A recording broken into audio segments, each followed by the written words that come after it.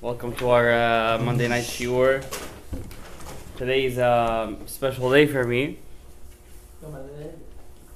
It's the night of my Hebrew birthday, Yad Cheshvan.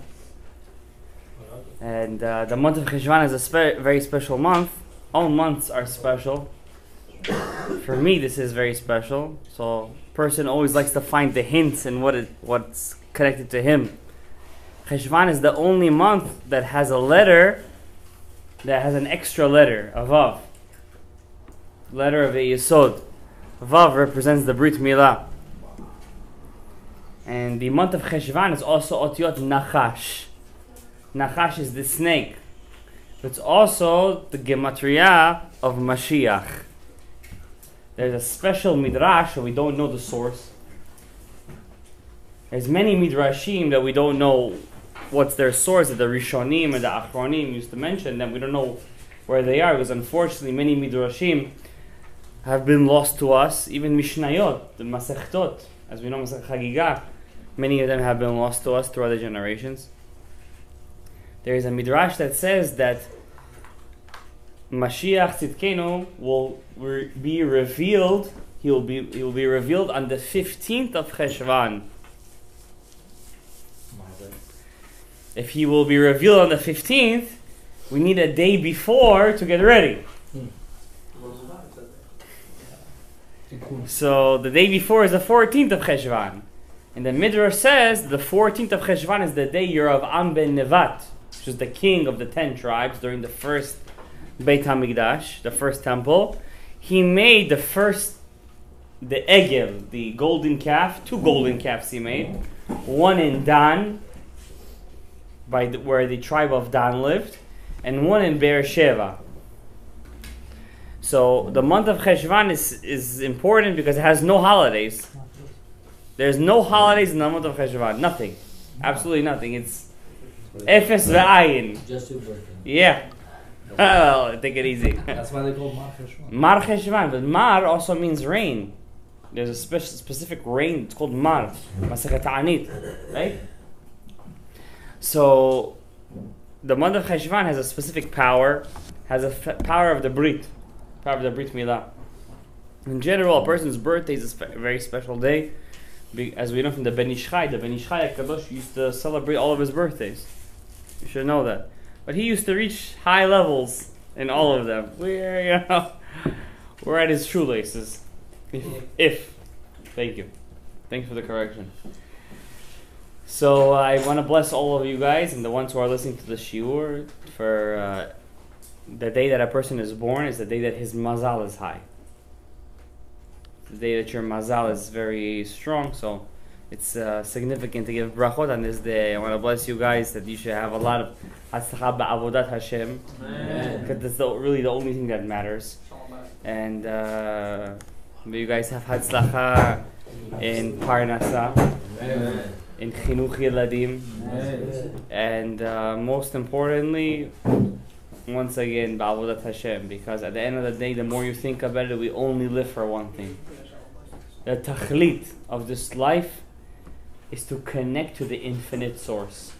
Imagine if your iPhone would always be full charge. How many hours do you think would be on that iPhone a day? A lot. A lot, you know. Your neshama needs charging. That's why we go to sleep at night. We go to sleep to charge our batteries. But it's not some kind of skaska, chas v'shalom. Some kind of, fake story. Your neshama needs to charge up. Rav Nachman Breslev in Likutei Moharan says that your neshama charges through 2 things. One of them is dangerous. It's not good to do. One of them everyone has to do. That's sleep. When you sleep, your soul recharges. It goes to the Malchut Atzilut. If you're Zocher. And it recharges. You know how you know your neshama was in the Malchut Atzilut? If you wake up in the morning with a good feeling, ready to tackle the day. Not because it's sunny outside. Even if you live in London, where it's always gloomy, or in Seattle, you're ready to tackle the day. That's considered that your neshama was in Malchut Atzilut. Because why? You wake up, you have to be me'orer at shachar. Not that the shachar has to be me'orer you. You don't have to wake up the day. You You don't have to have the day wake you up. You have to wake up the day. Slicha. So therefore, the second thing is dangerous. The Gemara in Masechet Brachot says it's dangerous to do this. The second thing that wakes up your neshama is to learn Tanakh. 5 books of Moses, the prophets, and the writings. Why is that dangerous? Sometimes if a person learns it too much, it's all he wants to do. It's so interesting. It's all he wants to do. How do you think Yemach Shemo v'Zichro, Yoshka is till today in Tzu'ar Tachat? How do you think he got stuck in this whole predicament? It's all he wanted to do. Redefine the prophets and the writings. One day we'll make a shiur. How could you disprove any missionary with 2 sentences? One day we'll make this shiur. It's very easy. I remember as a kid, when we used to live in Forest Hills, Shalom, I'm just joking. And we used to live there, and there was a mikveh open. Today the mikveh is not, it's there, but it's not in use. Chaval. 99th Street, there was a mikveh, so me and my father used to take us to the mikveh all the time. All the time. As kids, to this mikveh, and then we used to go to Beit Gavriel or the 71st, to the center, quote unquote. And we used to dive in there. One day, 2 missionaries, in Forest Hills, missionaries are rampant. They're all over, till today, they're all over the place. So 2 missionaries come, a male and a female. The female obviously looks very nice. And the male is the smart one. Not that the female is not smart, but I don't want to sound unfeminist over here. But the point, the male was the one doing all the talking. Yeah. Right away, he started to talk to my father. The female ran like 2 blocks. I remember this as a kid. I'm not with him. Yeah, I'm not with this guy, you know. And he was talking to him. I remember standing there. It felt for me for ages. I was maybe standing there for hours.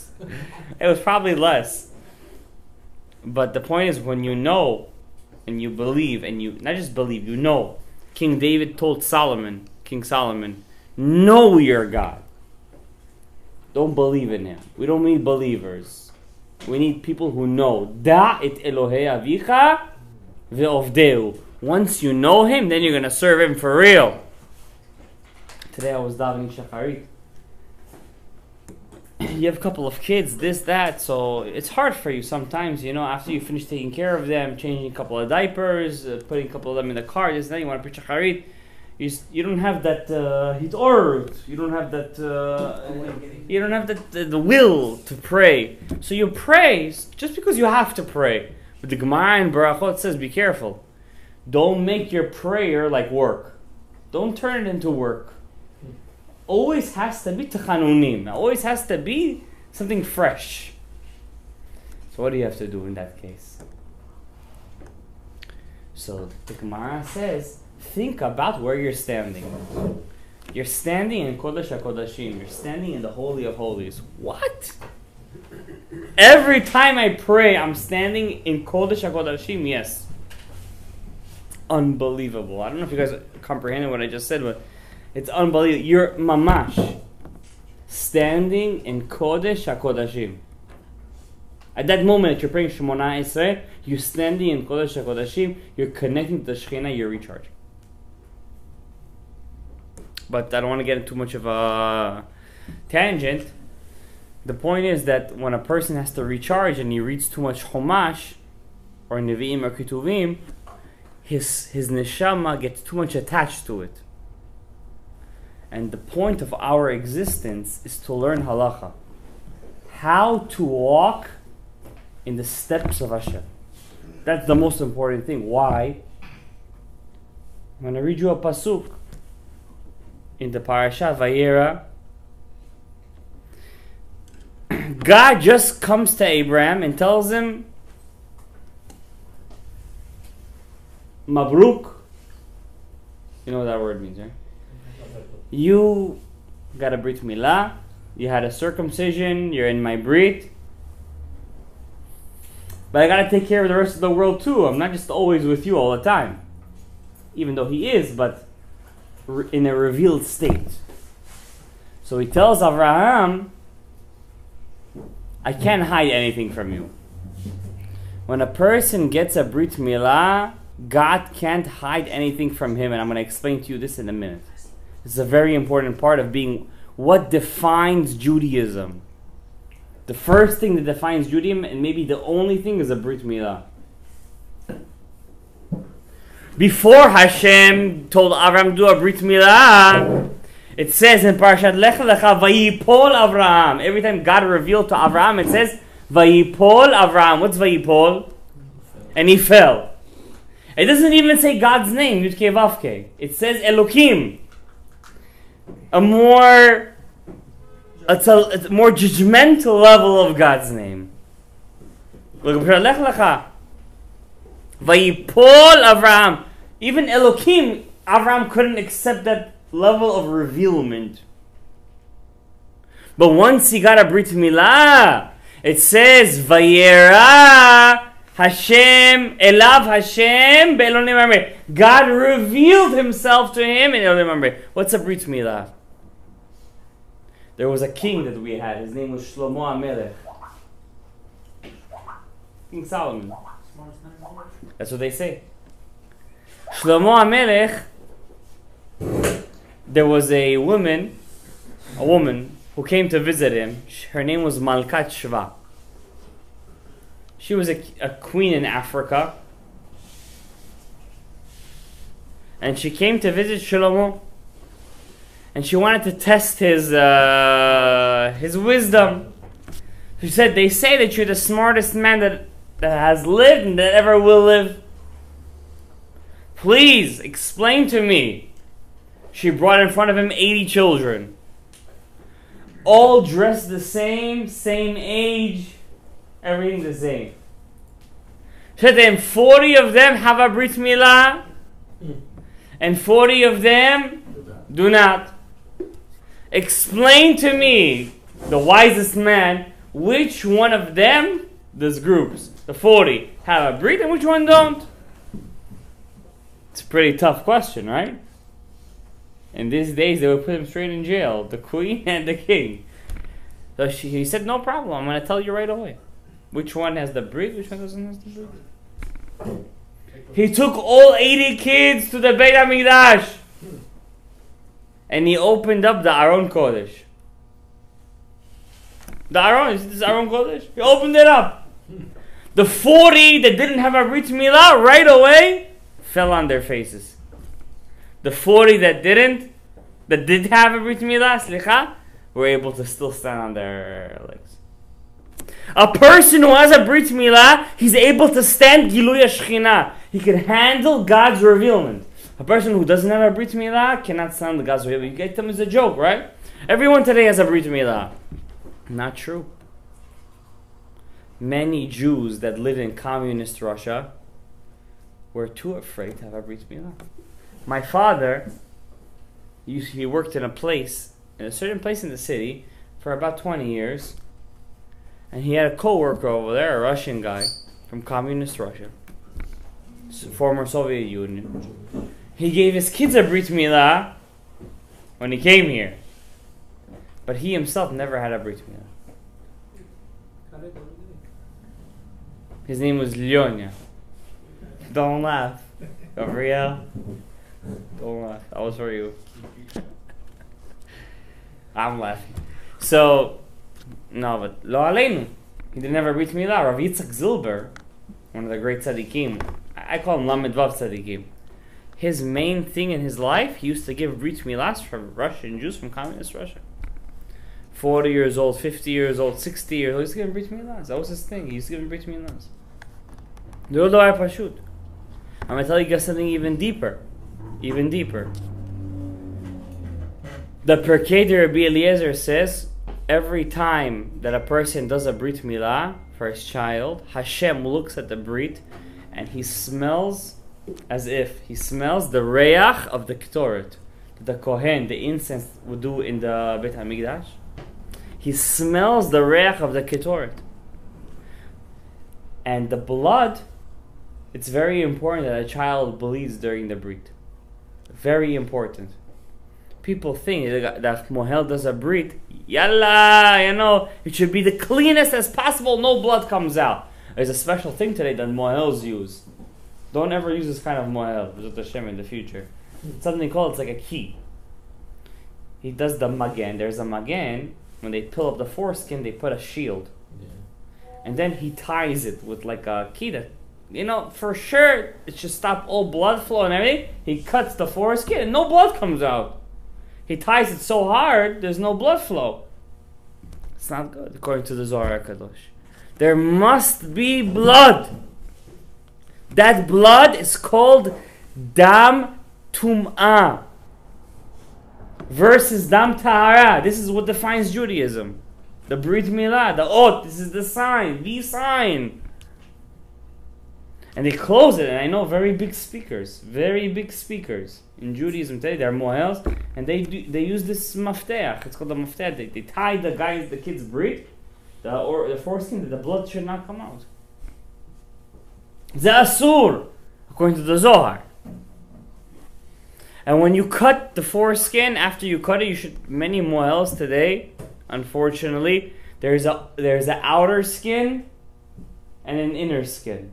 It's called Milah Upreya. They cut both at the same time. The inner skin is Kedusha. According to the Ari HaKadosh, it's Yesod De'imah. The outer skin is Klipat Noga. You gotta cut that off totally. And the Ari HaKadosh says, I heard this from Rav Ben-Tion Mutzafi, when you cut out the outer skin, you hear this? Future Abba? When you cut out the outer skin, right away the mohel should have a glass or something, some kind of thing, filled with earth. Right away the mohel should put it straight into the earth. Why? If he does, the child will not have chibut hakever. He won't experience something called chibut hakever. Why? Once the nachash tastes the afar, nachash afar lachmo. He doesn't want to take anything else. He tasted it. Samechem also has a good side to him. Don't worry, he's going to be a good angel in the future. The Gemara, I did it. The Gemara says that the Masech Baba Batra, I forgot, Rav Chia Bar Avim, Rav Chia Bar Abba, I forgot his name, one of the great Amoraim, he once said the Samechem, he has good intentions. The Samechem came and kissed his feet. The Gemara said Masech Baba Batra. Unbelievable. That's why it's not so good to fight against him. Give him a chibut hakeve is right when a person passes away. 4 angels come, Malachei Kabbalah, and they ask him, "What's your name?" Not your name. They ask him, "What's the name of your Yetzer Hara?" Until you can't tell them, you go through a certain onish, certain punishment that's almost as hard as Gehenom, maybe even worse. If a person right away puts that orla into the afar, he's safe from chibut hakeve. I'm going to tell you something even scarier. And we all here had a Brit Milah, right? Do it again. I hope. So, when a person does a Brit for his son, the mohel cuts the orla, the outer skin, as the inner skin is left. He has to cut that inner skin with his nails and rip it, the inner skin, rip it, and reveal the atara, the crown, the top part of the brit. Many mohels today don't do that. They rely on Rav Hai Gaon. They just cut everything, the outer skin with the inner skin at the same time. Chaval, the inner skin is Kedusha. It's Yesod De'imah. If you have Kabbalah, it's Yesod De'imah. They cut it off right away. And what's even worse? The mohalim that make sure there should be no blood. Why? They want the business. And there should be no blood. I heard from one of the mekubalim is a special segula. When the mohel cuts the brit, the blood on the knife, he has to show it to the kahal. He has to show it to the kahal. That blood is mechaper. It atones for the averot of the people in the crowd. I heard this today. I was on the floor. I got on the chair. The blood he has to show. Like this, he has to show the blood. The blood is mechaper. The Pirkei Eliezer says, when Avraham did a Brit Milah, how many Brit Milahs do you think he did? How many you think? A lot. How many students he had last week's parasha? Who did Shai Mikra V'Chat Targum? How many? 318, thank you. You didn't do Shai V'Chat Targum, but you still know. Kol hakavod lecha. Huh? That's Rashi. But he did. But it says the Torah doesn't say anything that's fake. He had 318 students. Those 318 students were all Rosh Yeshivas in their own rights. And they all had students. You should know that. That means he had thousands of Brit Milahs. In fact, the Midrash says that Og, Melech HaBashan, that guy was, they say Moshe Rabbeinu was 15 feet tall. He only got up to his knee. His ankle, slicha. And he came to Avram for a Brit. He believed in Hashem. He did the Brit for him. He made a Brit for Og Melech HaBashan. He was older. Don't ask me how he did it. Okay? He made a Brit for Og Melech HaBashan. Gabriel. And you know what? How do I know this is true? Gabriel. Rashi says in Parashat, I want to say somewhere in Sefer Devarim, maybe Dvarim or Eved Hanan, Moshe Rabbeinu, when he went up against him, he was afraid to fight him. Because he had a Brit Milah.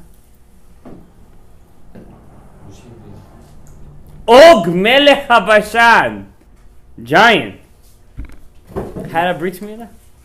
He came to get a Brit Milah. How many? But he's not Jewish. He was alive. Yeah, he was alive. Sure, he was alive till Moshe Rabbeinu's time. He was half angel. His father was Azav Azael, one or the other. He was one of the him and Sichon. They were both twin brothers. Those twin angels that came down, they're the ones that conceived Og and Sichon. Okay? The Nephilim, they're the Nephilim. They're one of the Nephilim. And you know how you made me mention Og right now. I'm gonna tell you something about Og. What does Og mean? What does the word Og mean? Only a guy in the 21st century could say that. Og comes from the word Uga, a cake. Ugot. He had a sweet tooth. The Midrash says, when Noah was told to build the ark, God told him, build an ark with cedar wood, 300 amot, cedar wood the size of a football field. Noah said to Hashem, how am I going to build such a thing? Where am I going to find workers? He found Og. He told Og, listen, I heard you like to eat. You have a very big appetite. I'm going to prepare you a supper. You're going to eat it. You're going to be full for 3 days. Og said, I eat mountains. What are you talking about? Noach said it to Og. So Og said, listen, this old guy, he's the son of Lemech, who's the son of Metushelach, who's the son of Hanoch. Maybe I listen to this guy, you know. Sounds like a very tempting offer. So Og goes, he gets cedar wood. Big ones from California. Cedar wood, huge. Satan didn't want the teva to happen. It's Samech Mem. He goes to Og. He says, Og, you think Noach knows how to make you it's all kishuf. It's all black magic. You're eating you're eating fake things. Tofu. Og is a giant. They say the taller you are, the smaller your brain. Og said that. He came to Noach. You lied to me. You see this? He had a whole thing of wood. He says, I'm taking all of this, and he threw it all away. From whatever was left in the bag, Noach built a teva. You hear me? From whatever was left in the bag, Noach built a teva. And that's why Og was called Og, from the word Uga. Because Noach fed him one nice supper. Nice. He was small cake. Og ate it, he was full. What was Noach's secret? When he made it, he said, L'shem yachud kucha brichu ushchinte. Before your wife cooks something, if you have guests coming over, L'shem yachud kucha brichu ushchinte, the food is going to come out delicatesse. What are you guys looking at me for? Relax. So, that's a secret recipe, by the way. Back to Avraham Avinu. He's giving a Brit Milah to Og. When a person gives a Brit Milah, if you're a Mohel, you have to know which Mohel. The kid doesn't cry, the kid doesn't this. It's the Ot. That's what defines a Jew, the Ot. Person wants, most of the times it's the wives, unfortunately.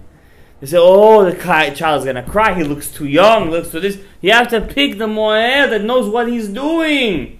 Not the one that's going to cut right away and say, Laila Tov. More than that, I'm going to tell you a secret right now. Lichvot, this special day, 14th of Cheshvan, for me at least. I'll tell you a secret. You're really listening? If you don't want to listen, you don't have to listen. He's tired of secrets, you say. He wants the pshat right now. You're saying he's tired of secrets. I heard there's a shul on 153rd, by the way. When a person does the milah, besides the fact that he has to cut the orla, rip the priya, the inner skin, you have to do mitzitza. The sucking. If it's blood tama, how can you? I'm going to explain to you. The mohel sucks with his peh. What's a peh? Mouth. How do you spell peh in Hebrew? Peh 85. With the mohel himself, 86. Gematria Elokim. He sucks out the dam nida of the child. When a child is born, the uterus is lined up with the blood that a woman is supposed to release during her nida time, her menstruation period. That blood gets incorporated into the child, says the Arya Kadosh. When the mohel sucks that blood, he's sucking out that dam nida and he's spitting it out. And he has to, before he sucks it, he sucks in a little wine from the kiddush cup and he spits it in the milah to take out the dam nida and put in the dam kedusha. What does he do first? He sucks it first and then puts it in? First he takes in his mouth the dam, the yain, the wine. Wine is called dam, blood. It's a Gemara in Masechet Nida. I'm not going to get into it right now. He sucks in that blood, that wine, puts it into the child's brit, takes in his mouth a little bit of the blood of the brit, which is dam tum'ah, dam nida, and he spits it out. So he mixes it. Yeah, and he spits it out. What do you do with an adult? With an adult, we don't do mitzitza because it's a bit weird, and also because an adult, because it's sakanat nefashot. There's danger to the adult's life. You understand? So we try to do very little bloodletting. No, if You understand? It's not circumcised. Versus not circumcised, I'm talking about. Yeah. My point is, today in our days, unfortunately, you guys over here are fathers. Will be fathers. You have to let your wives know, future wives. The child needs, the blood needs to be sucked out. And I'm telling you something even deeper. The name of the no straw, with a mouth. What's mouth? Peh. What's peh? 85. 86 with the mohel Elokim. Yes. You could do it to your kid if you're afraid. Yeah, if you're a father, you can do it for yourself. I did it for my son.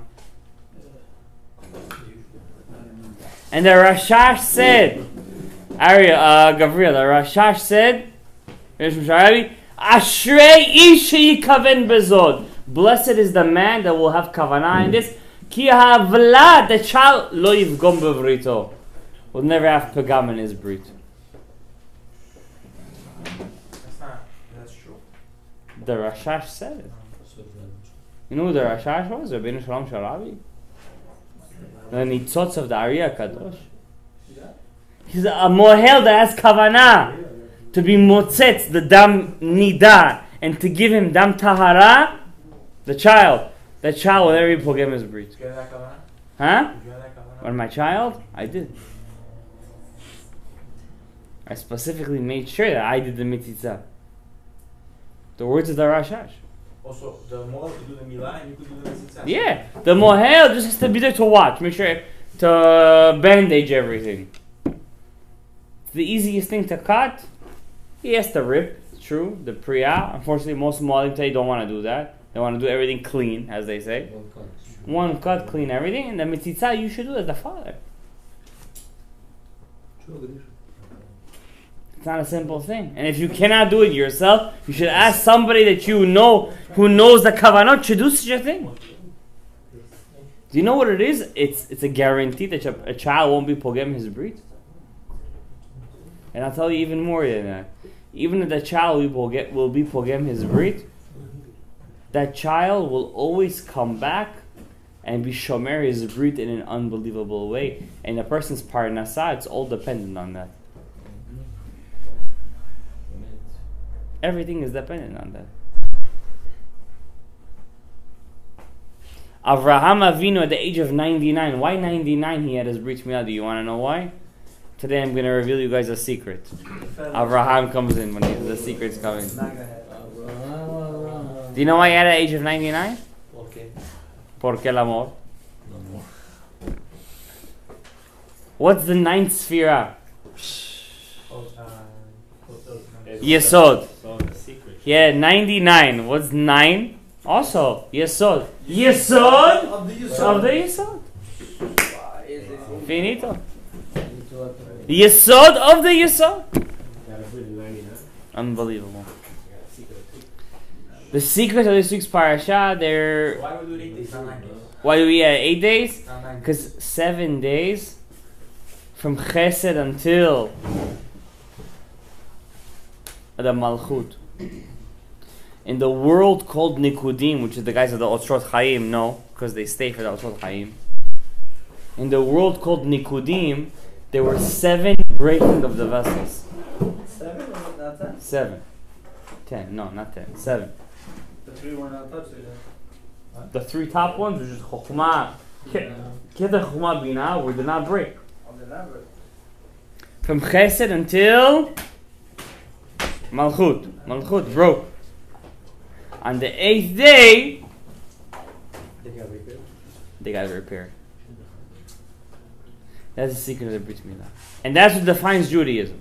But I don't want to take too much of your time because we got to start also Chaim Shiur. I want to tell you guys a small Mashu Dvashi B'Kedusha. I've been wanting to reveal the story for many years. Mamash, years. Mamash. I never did. It didn't come out like that.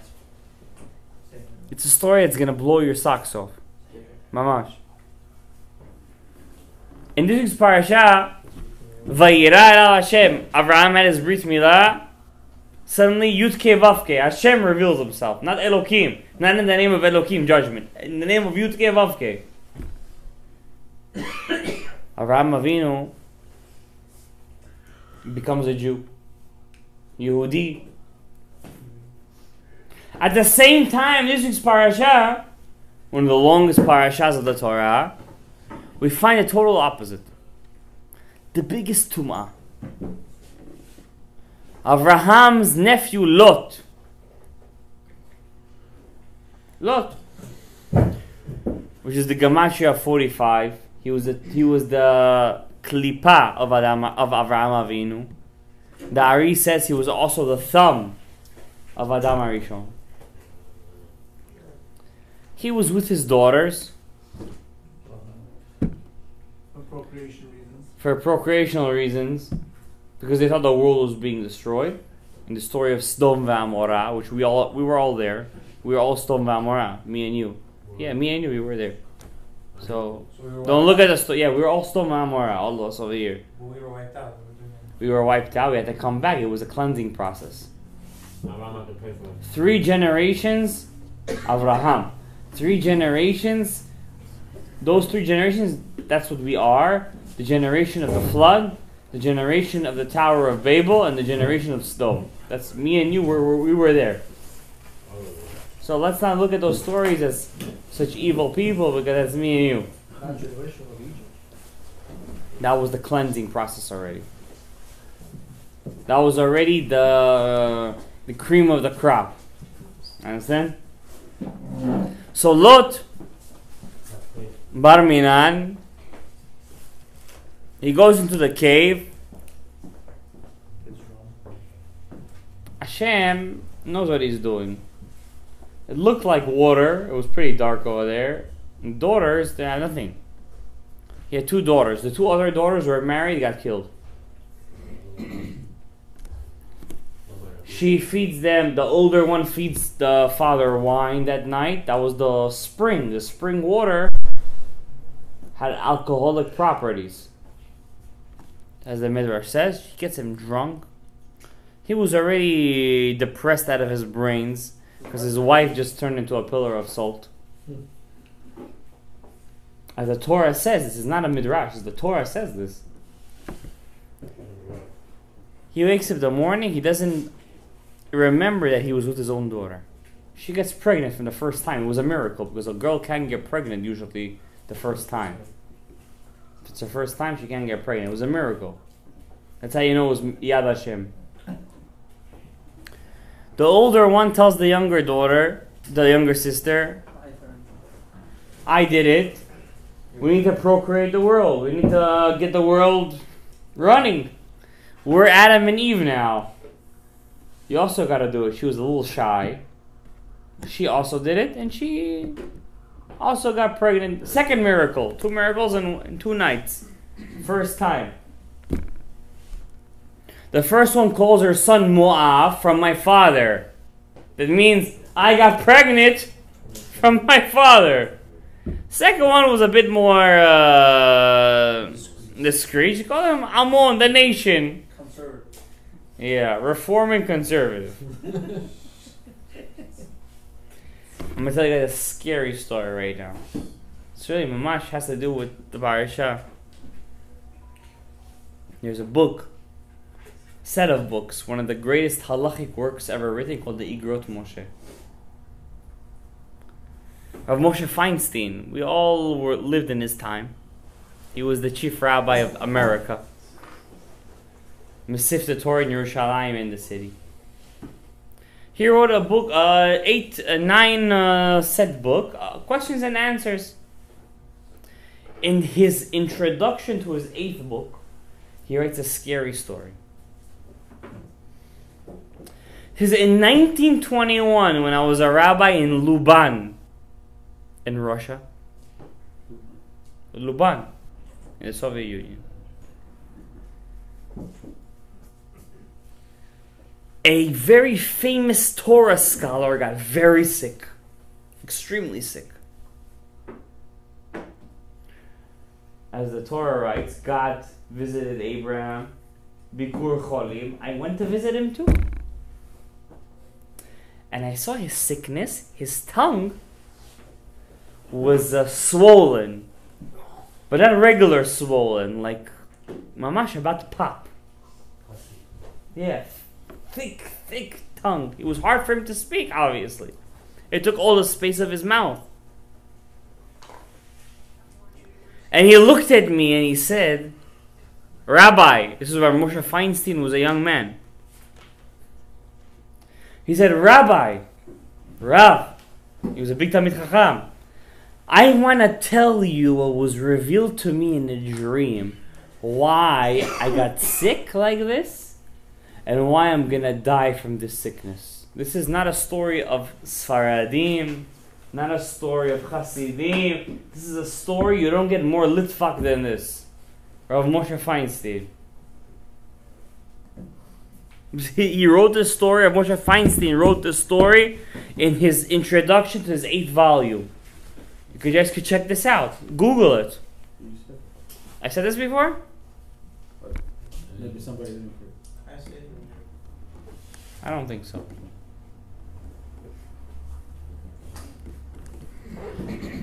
He looks at Moshe. He's a young man. He says this week's parasha was Parashat Vayera.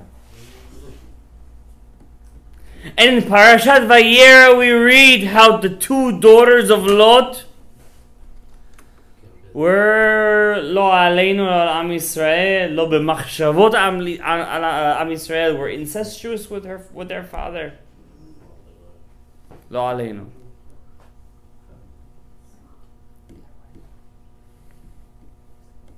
And I gave a lecture in my shul. I had a small shul.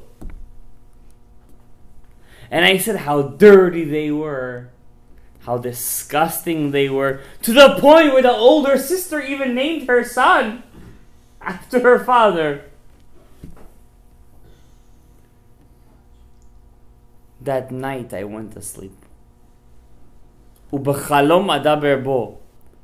In my dream, I see two women dressed extremely modestly.